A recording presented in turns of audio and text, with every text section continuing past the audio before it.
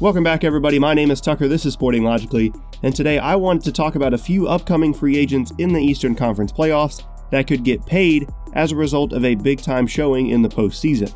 To be clear, I'm looking more at players like Kelly Olynyk for the Celtics last season, who was a known contributor to the team, but as a result of a few huge performances in the playoffs, was able to cash in a big way in free agency, signing with the Miami Heat.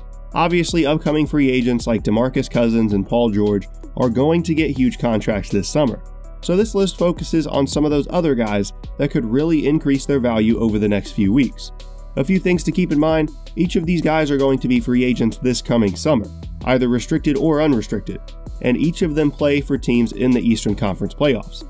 I'll be doing a separate list for the West later in the week. Let's get started. I'm actually going to begin with an honorable mention, and that is Jabari Parker. I'll do my best to make this quick, but I honestly just didn't know what to do with his upcoming free agency. He is clearly a talented player with a good amount of potential, but he has understandably struggled to find a consistent rhythm in his return from an ACL injury the last third of the season. He doesn't make the official list because I don't think he necessarily has to have a big showing in the playoffs to get paid, because as a restricted free agent, I expect the Bucks to match any offer that comes his way, despite a payroll that's becoming alarmingly high for a small market team. The Bucks simply can't afford to part with Parker because they won't find any other player to replace him that provides the same kind of upside and opportunity to be a reliable third scorer to Giannis and Chris Middleton. However, he does make it as an honorable mention because if he can find a groove in the playoffs, he could really increase his value and make it that much tougher for the Bucks to keep him around. Alright, now on to the real deal. Number 1. Starting off with probably the most controversial member of the list, we have Marcus Smart of the Boston Celtics. It seems most fans either love Smart for his defensive and glue guy contributions, or you hate him for his at times inefficient play and downright awful shooting stats for a perimeter player that sees as much time on the floor as he does. The elephant in the room is obviously that Smart isn't even healthy enough to play yet, but if the Celtics can make it past the Bucks in the first round, it seems likely that Smart will be able to return for a second round series this year. If he is able to return and provides valuable offensive contributions to the team with the added responsibility and opportunity on that end that the beat-up Boston roster provides, while still bringing his trademark intensity and defense, he could really turn some heads around the league and put a few front offices on notice. Number 2.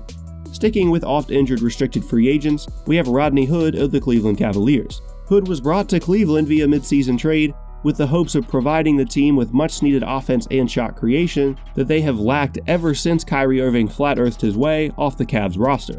So far, the results have been mixed for the young wing out of Duke. Injuries have been a constant issue with Hood during his career, as he is seemingly always dealing with some kind of ailment. But there's no question that he has the talent to be a valuable contributor on the wing in the NBA. If he can find a rhythm and provide shot making and creation for a Cavs team that desperately needs it, front offices across the league could fall in love with the versatility he provides, along with his 6'8" frame. Number 3. The only unrestricted free agent on the list, we have Mike Scott of the Washington Wizards. After 4.5 roller coaster years with the Atlanta Hawks, he found himself traded to and waived by the Phoenix Suns in February of 2017. After signing a one-year deal with the Wizards in July, Scott has potentially set himself up for a significant raise this summer if he continues or improves upon his impressive play off the bench for Washington. Seeing a career high in minutes per game, he has rewarded head coach Scott Brooks with his most efficient season to date, shooting well from the field and from three-point land while providing tenacity and energy on the glass. His versatility will likely continue to shine through for the Wizards as it did in Game 1 against the Raptors. Though he does turn 30 this summer, Scott could provide great value to a team looking for a stretch four to bring energy off the bench. Even with a few big performances, he likely wouldn't see a giant contract offer come his way, but he would certainly still see a significant raise from the bargain bin $1.7 million he is making this season. Number 4. Last but not least, we have Fred VanVleet of the Toronto Raptors. Similar to Marcus Smart earlier, the first step for him is simply getting on the floor for his team in the playoffs. He's currently dealing with a shoulder injury, but the team seems confident he will be able to return later in the series. After going undrafted 2 seasons ago, he's proved himself a valuable member of the bench mob in Toronto, combining tenacious perimeter defense with reliable shot making from the three-point line.